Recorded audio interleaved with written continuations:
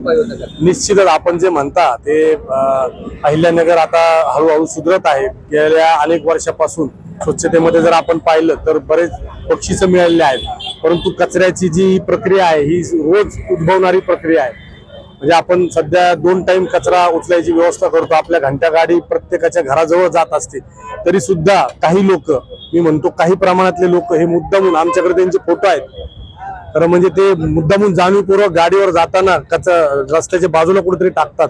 तर यानंतरची आमची मोहीम अशी असणार आहे, आम्ही सगळे एनजीओ आम्ही एकत्र येऊन करणार आहोत की जे कुणी अशा लोकांना पकडून देईल किंवा त्यांचा फोटो आम्हाला पाठवल त्याला काहीतरी बक्षीस आम्ही त्या ठिकाणी देणार आहोत। कारण हे लोक जोपर्यंत धरले जात नाही तोपर्यंत 24 तास जरी घंटा गाड्या फिरल्या तरी साईडला जो कचरा पडतो हा हे गाडीवर जाणारे लोकच टाकत असतात।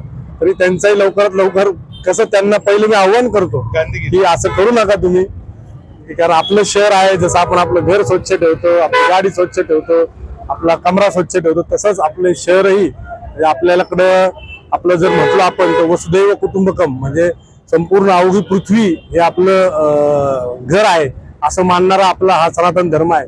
त्यामुळे आपण सर्वांनी सुद्धा त्याची जाणीव ठेवून कुठेतरी कुठेही बाहेर कचरा न टाकता, ठीक आहे गाडी कधी कधी उशीर होत असेल, कधी कधी काही टेक्निकल प्रॉब्लेम एक दिवस लेट येत असेल, तुम्ही आमच्याशी संपर्क करा।